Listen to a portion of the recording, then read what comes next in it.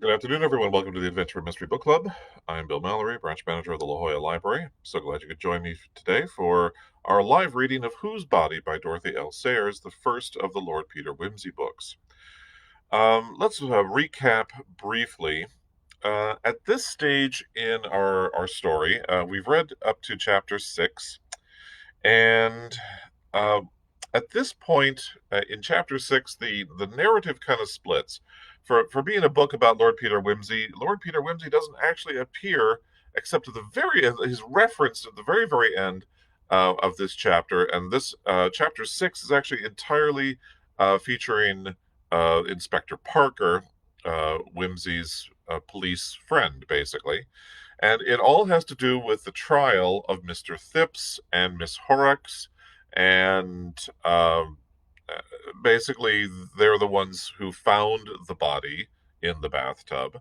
And Inspector Sugg, who is generally considered to be not a very good police officer, um, arrested them, even though Mr. Thipps had an alibi, just because who else could it be except the people who lived in the flat and owned the bathtub? If there's a body in the bathtub, they must have had something to do with it. So that's Sugg's reasoning. And in chapter 6, really, we all just see the testimony of Mr. Thipps, the testimony of Miss Horrocks, his maid, and there is we don't really find out a whole lot of new information other than we see their how it's affecting them and how their mindset as they discovered this deceased naked man in the bathtub, and um, and so Mr. Thipps talks about what happened to him, that he had gone with a friend, that this friend had taken him to this underground club, and he had several drinks, and he had some young lady cozying up to him and asking for him to buy her drinks, and then he talks about how uncomfortable he is in the whole situation, but that he doesn't leave either, right up until the time that the police raid the place. And then once they swarm in and raid this underground club, the young lady in question sort of grabs him by the arm and rushes him out of a back entrance so that way he can escape. And he ends up falling, and he gets a bruise on his forehead. And he had up to this point not wanted to discuss um, uh, this whole situation and how we got the bruise, and because he, was ashamed of being in this underground club, and being a naughty person, which in fact, seems unlike his public persona, at least, and so so now he's revealing this, but even as he does, he also refuses to tell the court who the person was who took him to the underground club, his so-called friend, who had sort of knew where this was and had taken him there. And several times they ask, and several times he refuses to answer, and it's kind of interesting that he's so reticent to actually give that information out. And then you see Miss Horrocks, the maid, and she admits that on the night in question, she actually went out with her boyfriend. And what had happened was, Mr. Thipps was away, out of town for several days, and once he lives with his mother, and once the maid had put the mother to bed and she had gone to sleep, she kind of snuck out, even though she wasn't supposed to. She sneaks out of the apartment, leaving the sleeping Mrs. Thipps where she is, and goes out with her boyfriend, and they go off and they have a good time. And and then they come back, and then with the idea that Mr. Thipps would then return the next day, and that's the day that they find the body. And so you find out that, yeah, she did kind of shirk her responsibility, but really wasn't a big deal. Well, nobody got hurt. However, it is believed that it was the time that she was away that perhaps the body had gotten placed in the bathtub. And then finally, in the chapter 6, we get the testimony of the renowned neurologist Dr. Julian Freak, and he has been referenced briefly in previous chapters as an authority on medical matters. That he is kind of in charge of the cadavers that or that he has access. He teaches at this teaching medical school, and then they asked him, could this naked man in the bath actually be one of your cadavers that maybe some students, as a prank, slipped it stole it away from the medical school and slipped it into someone's bathtub just as a joke. And they checked the records, and there was no bodies missing, and all the cadavers were accounted for, and so that was not the situation. So after the that day's testimony is done, um, Dr. Julian Freak talks to Inspector Parker, Whimsy's friend, and he reveals a little bit of surprising information in that he says that he was in fact the last person to see Sir Reuben, and it is believed that the body belongs to Sir Reuben, this financier who has gone missing. Um, that he was the last person to see Sir Reuben alive. That he had an appointment to go see him, and that um, they met, and that was sort of the end of it. And he was off on his way again. So so it's very interesting, actually, how this is going. Now that we have our characters and sort of in this situation, we have Inspector Sugg who gets um, on the stand a little bit to defend the reasoning why he arrested these people, and of course, the lawyers kind of take him apart, and he gets to be very sulky, and he gets very like, oh well, you don't know, I don't know, and because he doesn't really have a good reason, and they're revealing the fact that he just did it because he can't think of anyone else to arrest, and so he gets a little comeuppance, a little public shaming that way, in that his police methods are a little bit ridiculed, as they should be, because he is not a very good police officer, unlike our good Inspector Parker, who is diligent and thorough. Inspector Sugg is less so.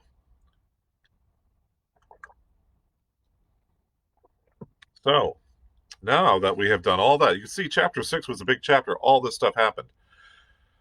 Now that we've talked about that, hold on to your horses, because we will now go on to chapter 7.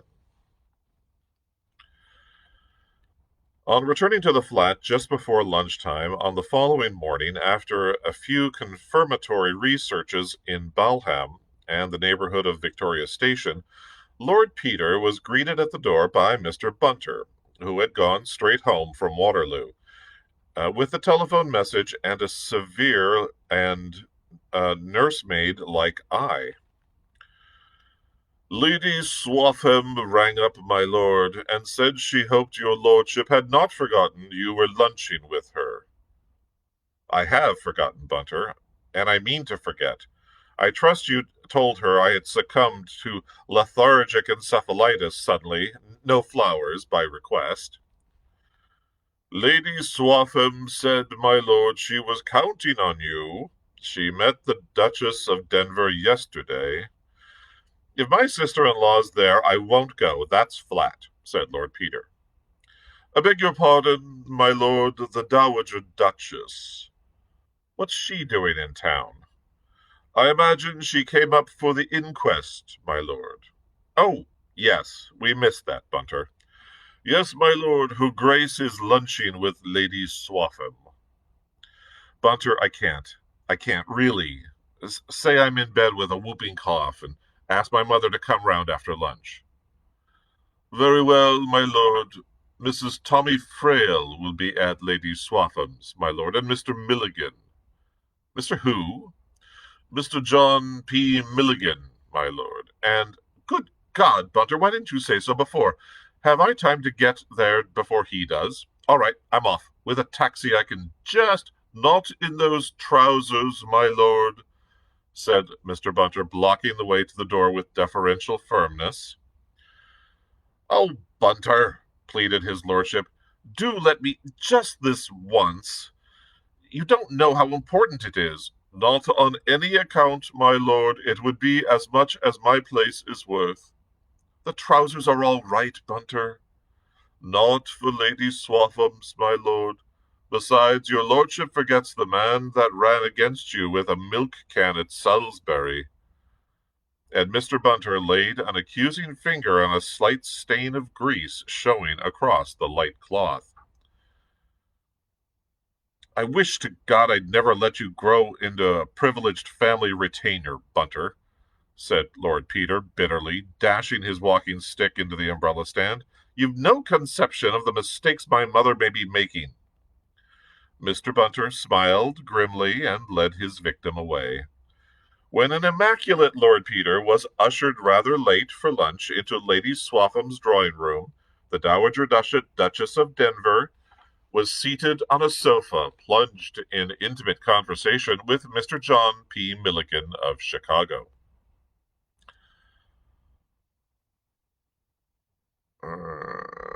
I'm very pleased to meet you, Duchess, had been the financier's opening remark. To thank you for your exceedingly kind invitation. I assure you it's a compliment I deeply appreciate. The Duchess beamed at him while conducting a rapid rally of all her intellectual forces. Do come down and sit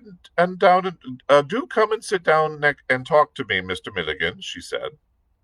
I do so love talking to you great businessmen. Let me see. Is it a railway king you are, or something about Puss in the Corner, at least? I don't mean that exactly, but that game one used to play with cards, all about wheat and oats, and there was a bull and a bear too, or was it a horse? No, a bear. Because I remember one always had to try and get rid of it, and it used to be so dreadfully crumpled and torn, poor thing, always being handed about. One got to recognize it, and then one had to buy a new pack. So foolish, it must seem to you, knowing the real thing, and dreadfully noisy, but really excellent for breaking the ice with rather stiff people who didn't know each other. I'm quite sorry it's gone out. Mr. Milligan sat down. Well, now, he said, I guess it's as interesting for us businessmen to meet British aristocrats as it is for Britishers to meet American railway kings, Duchess. And I guess I'll make as many mistakes talking your kind of talk as you would make if you were trying to run a corner in Wheaton, Chicago. Fancy now, I called that fine lad of yours, Lord Whimsy, the other day, and though I'd mistaken him for his brother. I think that's a typo. I think it's he thought I'd mistaken him for his brother, but there's no actual T on here. That made me feel rather green. This was an unhoped-for lead. The Duchess walked warily. Dear boy, she said, I'm so glad you met him, Mr. Milligan. Both my sons are a great comfort to me, you know, though, of course, Gerald is more conventional. Just the right kind of person for the House of Lords, you know, and a splendid farmer. I can't see Peter down at Denver half so well, though he is always going to all the right things in town, and very amusing sometimes, poor boy. I was very much gratified by Lord Peter's suggestion, pursued Mr. Milligan, for which I understand you are responsible, and I'll surely be very pleased to come any day you like, though I think you're flattering me too much.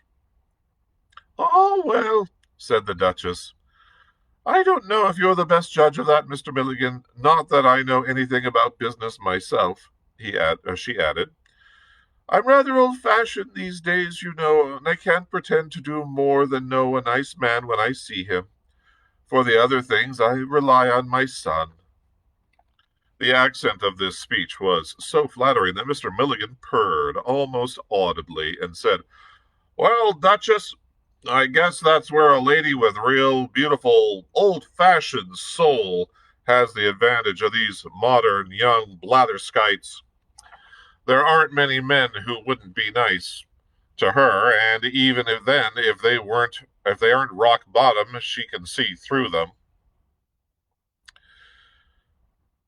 "But that leaves me where I was," thought the Duchess. "I believe," she said aloud, "that I ought to be thanking you in the name of the Vicar of Duke's Denver for the very munificent check which reached him yesterday for the Church Restoration Fund, and was so delighted and astonished, poor dear man." "Oh, that's nothing," said Mr. Milligan. "We haven't any fine old crusted buildings like yours over on our side, so it's a privilege to be allowed to drop a little kerosene into the wormholes when we hear of one that's in the old century suffering from senile decay. So when your lad told me about Duke's Denver, I took the liberty to subscribe without waiting for the bazaar." "I'm sure it was very kind of you," said the Duchess. "You are coming to the bazaar, then?" she continued, gazing into his face appealingly. "Sure thing," said Mr. Milligan with great promptness. "Lord Peter said you'd let me know for sure about the date, but we can always make time for a little bit of good work anyway. Of course, I'm hoping to be able to avail myself of your kind invitation to stop, but if I'm rushed, I'll manage anyhow to pop over and speak my piece and pop back again." "I hope so very much," said the Duchess. "I must see what can be done about the date. Of course, I can't promise." "No, no," said Mr. Milligan heartily. "I know what these things are to fix up, and then there's not only me, there's all the real big men of European eminence your son mentioned to be consulted." The Duchess turned pale at the thought that any one of these illustrious persons might sometime turn up in somebody's drawing room, but by this time she had dug herself in comfortably and was even beginning to find her range. "I can't say how grateful we are to you," she said. "It will be such a treat. Do tell me what you think of saying." "Well," began Mr. Milligan. Suddenly everybody was standing up, and a penitent voice was heard to say, "Really, most awfully sorry, you know. Hope you'll forgive me, Lady Swaffham. What, dear lady, could I possibly forget an invitation from you? Fact is, I had to go around and see a man down in Salisbury. Absolutely true, upon my word, and the fellow wouldn't let me get away. I'm simply groveling before you, Lady Swaffham. Shall I go and eat my lunch in the corner?" Lady Swaffham gracefully forgave the culprit. "Your dear mother is here," she said. "How do, mother?" said Lord Peter uneasily. "How are you, dear?" replied the Duchess. "You really oughtn't to have turned up just yet. Mr. Milligan was just going to tell me what a thrilling speech he's preparing for the bazaar when you came in and interrupted us." Conversation at lunch turned, not unnaturally, on the Battersea inquest, the Duchess giving a vivid impersonation of Mrs. Phipps being interrogated by the coroner. "Did you hear anything unusual in the night?" says the little man, leaning forward and screaming at her, and so crimson in the face, and his ears sticking out so, just like a cherubim in that poem of Tennyson's, or "Is a cherub blue?" Perhaps it's a seraphim, I mean. Anyway, you know what I mean. All eyes, with little wings on his head. And dear old Mrs. Phipps saying, "Of course I have, any time these 80 years," and such a sensation in court till they found out she thought he'd said, "Do you sleep without a light?" And everybody laughing, and then the coroner said quite loudly, "Damn the woman!" And she heard that. I can't think why, and said, "Don't you get swearing, young man, sitting there in the presence of Providence, as you may say. I don't know what young people are coming to nowadays, and he's 60 if he's a day, you know," said the Duchess. By a natural transition, Mrs. Tommy Frail referred to the man who was hanged for murdering 3 brides in a bath. "I always thought that was so ingenious," she said, gazing soulfully at Lord Peter. "And do you know, as it happened, Tommy had just made me insure my life, and I got so frightened I gave up my morning bath and took to having it in the afternoon when he was in the house. I mean, when he was not in the house. Not at home, I mean." "Dear lady," said Lord Peter reproachfully, "I have a distinct recollection of all those brides were thoroughly unattractive, but it was an uncommonly ingenious plan. The first time of asking, only he shouldn't have repeated himself." "One demands a little originality in these days, even from murderers," said Lady Swaffham. "Like dramatists, you know, so much easier in Shakespeare's time, wasn't it? Always the same girl dressed up as a man, and even that borrowed from Boccaccio or Dante or somebody. I'm sure if I had been a Shakespeare hero, the very minute I saw a slim-legged young page boy, I'd have said, 'Odds bodikins, there's that girl again.'" "That's just what happened, as a matter of fact," said Lord Peter.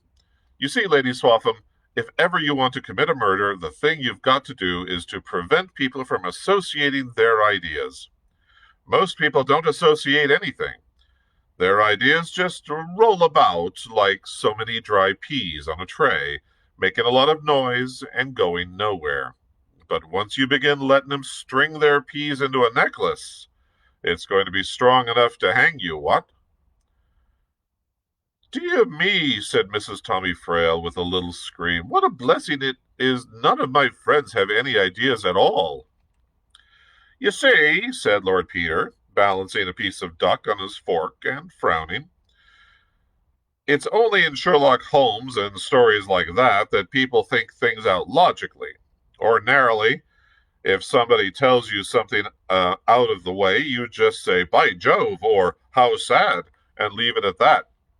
And half the time, you forget about it unless something turns up afterwards to drive it home.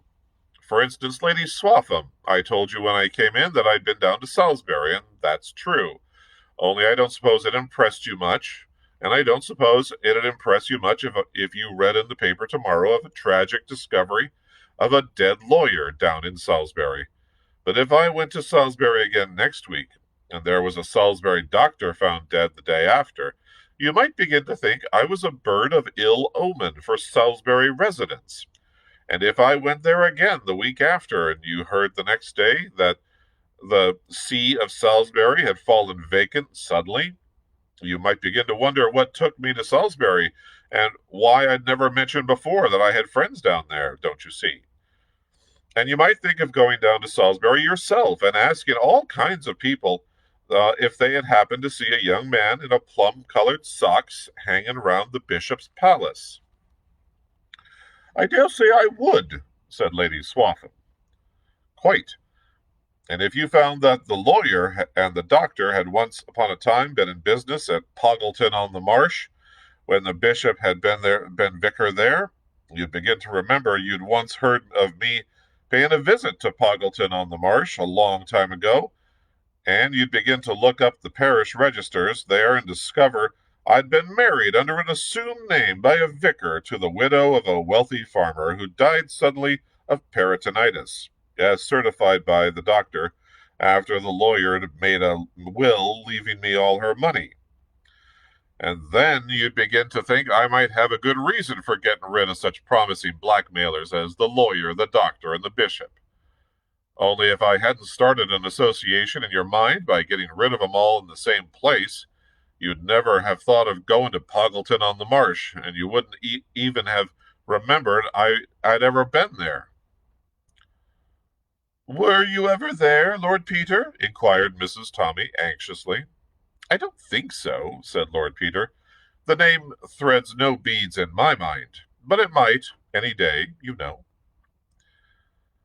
But if you are investigating a crime, said Lady Swaffham, you'd have to begin with by the usual things, I suppose. Finding out what a person had been doing and who'd been to call and looking for a motive, wouldn't you?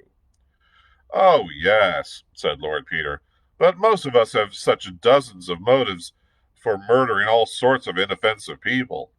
There's lots of people I'd like to murder, wouldn't you? Heaps, said Lady Swaffham. There's that dreadful. But perhaps I'd better not say it, though, for fear you should remember it later on. Well, I wouldn't if I were you, said Peter amiably. You never know. It'd be beastly awkward if the person died suddenly tomorrow.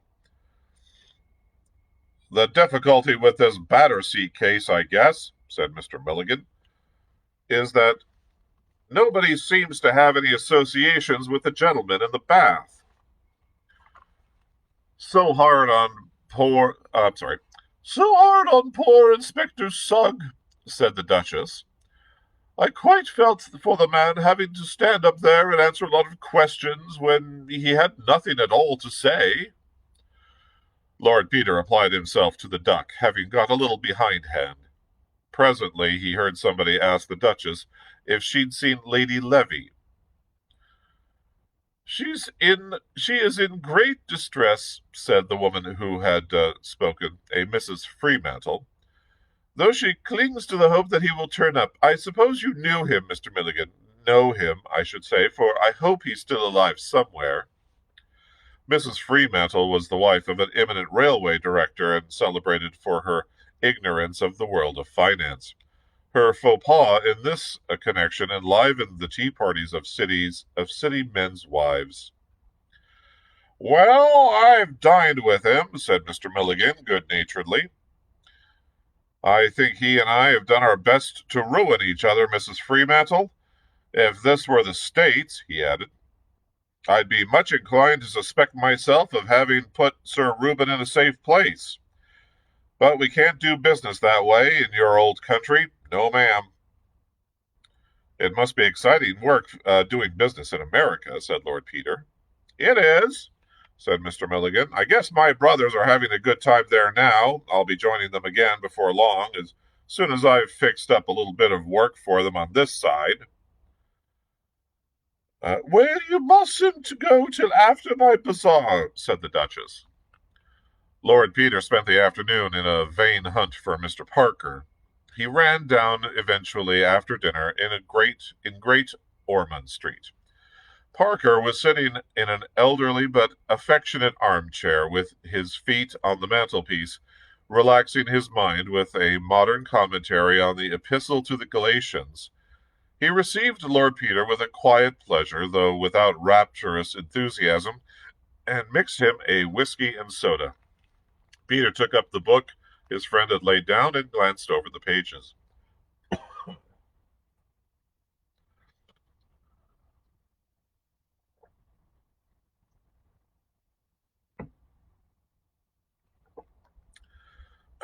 All these men work with a bias in their minds, one way or another, he said. They find what they are looking for. Oh, they do, agreed the detective. But one learns to discount that almost automatically, you know. When I was at college, I was all on the other side. Coney Beer and Robertson and Drews and those people, you know, till I found they were all so busy looking for a burglar whom nobody had ever seen that they couldn't recognize the footprints of the household, so to speak. Then I spent 2 years learning to be cautious. Huh, said Lord Peter. Theology must be a good exercise for the brain, then, for you're easily the most cautious devil I know. But I say, do go on reading. It's a shame for me to come up and root you up in your off time like this. It's all right, old man, said Parker. The two men sat silent for a little, and then Lord Peter said, Do you like your job? The detective considered the question and replied, Yes, I do. I know it to be useful, and I'm fitted to it. I do it quite well. Not without inspiration, perhaps, but sufficiently well to take a pride in it. It's full of variety, and it forces one to keep up to the mark and not get slack. And there's a future in it. Yes, I like it. Why? Oh, nothing, said Peter. It's a hobby to me, you see. I took it up when the bottom of things was rather knocked out for me, because it was so damned exciting, and the worst of it is I enjoy it, up to a point. If it was all on paper, I'd enjoy every bit of it. I love the beginning of a job when one doesn't exactly know any of the people and it's just exciting and amusing. But if it comes to really running down a live person and getting him hanged or even quadded, poor devil, there don't seem as if there's any excuse for me butting in since I don't have to make my living by it. And I feel as if I oughtn't ever to find it amusing. But I do. Parker gave this speech his careful attention. I see what you mean, he said. There's old Milligan, for instance, said Lord Peter. On paper, nothing would be funnier than to catch old Milligan out. But he's rather a decent old bird to talk to. My mother likes him. He's taken a fancy to me. It's awfully entertaining going and pumping him with stuff about the bazaar for church expenses. But when he's so jolly pleased about it and that, I feel a worm. Suppose old Milligan had cut Levy's throat and plugged him into the Thames. It ain't my business. It's as much yours as anybody's, said Parker. It's no better to do it for money than to do it for nothing. Yes, it is, said Peter stubbornly. Having to live is the only excuse there is for doing that kind of thing. Well, but look here, said Parker. If Milligan has cut poor old Levy's throat for no reason except to make himself richer, I don't see why he should buy himself off by giving £1,000 to Duke's Denver church roof, or why he should be forgiven just because he's childishly vain or childishly snobbish. Well, that's a nasty one, said Lord Peter. Well, if you like, even because he has taken a fancy to you. Well, no, but look here, Whimsy. Do you think that he has murdered Levy? Well, he may have. But do you think he has? I don't want to think so. Because he has taken a fancy to you? Well, that biases me, of course. I dare say it's quite a legitimate bias. You don't think a callous murderer would be likely to take a fancy to you? Well, besides, I've rather taken a fancy to him. I dare say that's quite legitimate, too. You've observed him and made a subconscious deduction from your observations, and the result is you don't think he did it. Well, why not? You're entitled to take that into account. But perhaps I'm wrong, and he did do it. Then why let your vainglorious conceit in your own power of estimating character stand in the way of unmasking the singularly cold-blooded murder of an innocent and lovable man? I know, but I don't feel I'm playing the game somehow. Look here, Peter, said the other with some earnestness. Suppose you get this playing Fields of Eton complex out of your system once and for all. There doesn't seem to be much doubt that something unpleasant has happened to Sir Reuben Levy. Call it murder to strengthen the argument. If Sir Reuben has been murdered, is it a game? Is it fair to treat it as a game?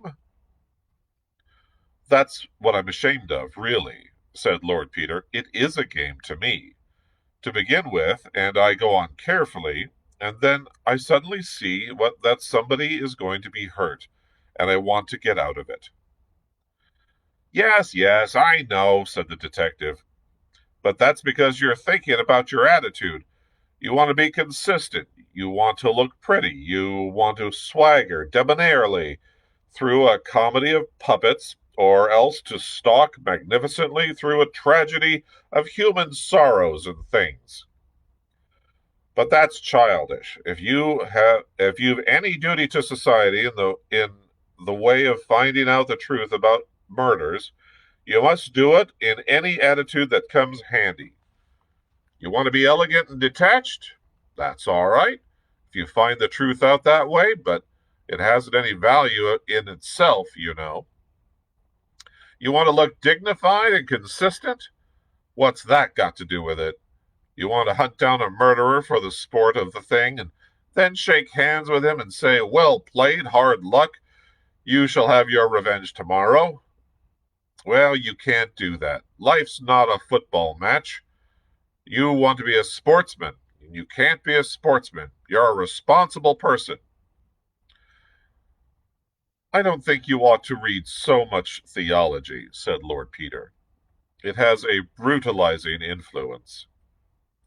He got up and paced the room, looking idly over the bookshelves. Then he sat down again, filled and lit his pipe, and said, "Well, I'd better tell you about the ferocious and hardened Cripplesham."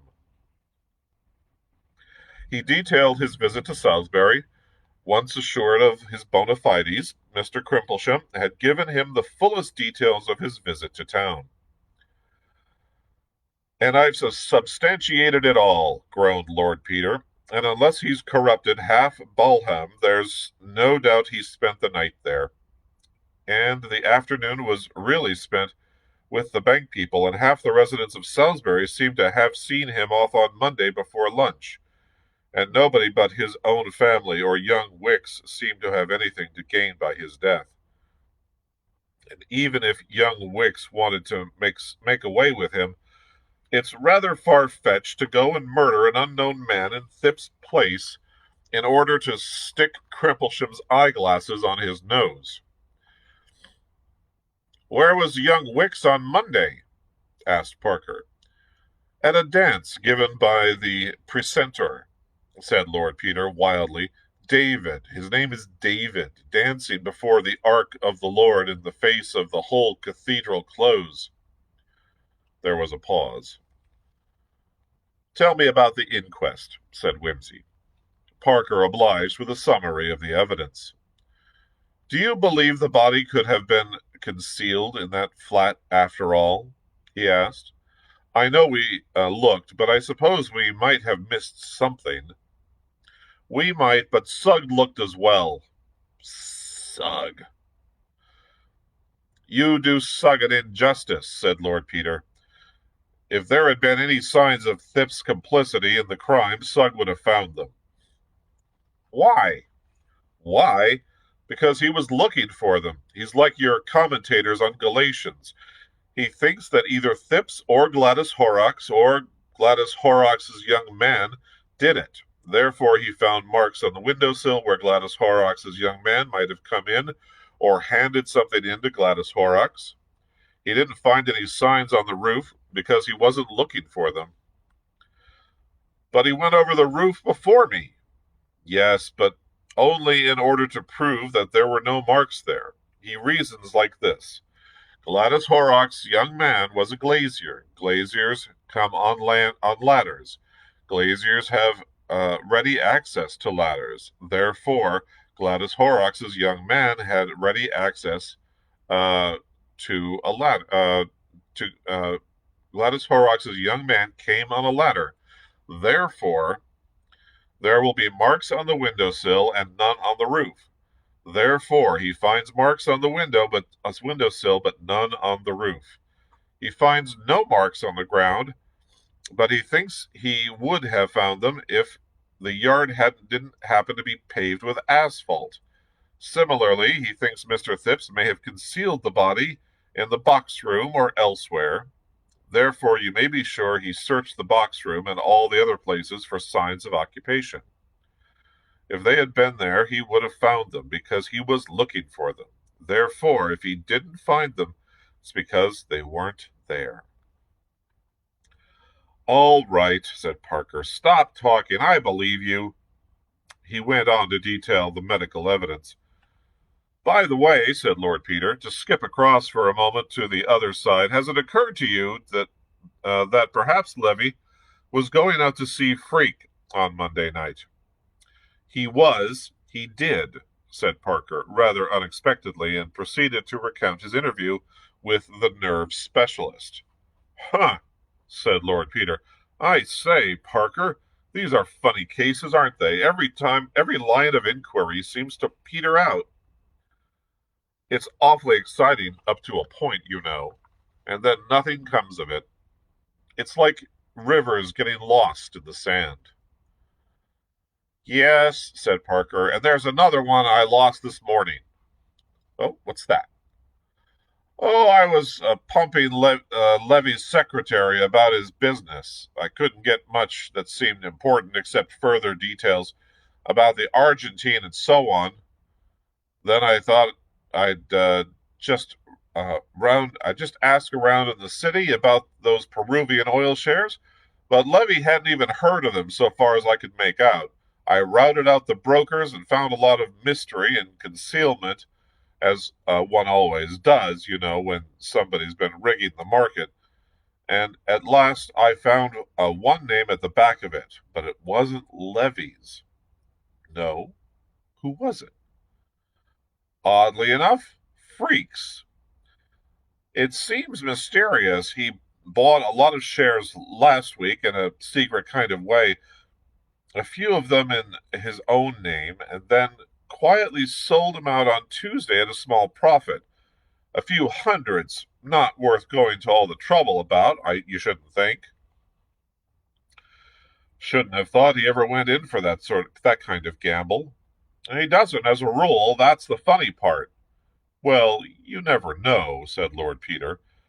People do these things just to prove to themselves or somebody else that they could make a fortune that way if they liked. I've done it myself in a small way. He knocked out his pipe and rose to go. I say, old man, he said suddenly as Parker was letting him out, does it occur to you that Freak's story doesn't fit in awfully well with what Anderson said about the old boy having been so jolly at dinner on Monday night? Would you be if you thought you'd got anything of that sort? No, I shouldn't, said Parker. But, he added, with his habitual caution, some men will jest in the dentist's waiting room. You, for one. Well, that is true, said Lord Peter, and went downstairs. And that, my friends, is the conclusion of chapter 7. We are done with that, and our story continues. Lord Peter at a party where he meets Mr. Milligan, the American Railroad King, and then Parker and Whimsy sum up and share each other's separate stories. So that's it. Thank you very much for joining me today. Come back again on Wednesday at 4 p.m. and we'll go on to Chapter 8 of Whose Body by Dorothy L. Sayers. Thank you very much. Have a good one, folks.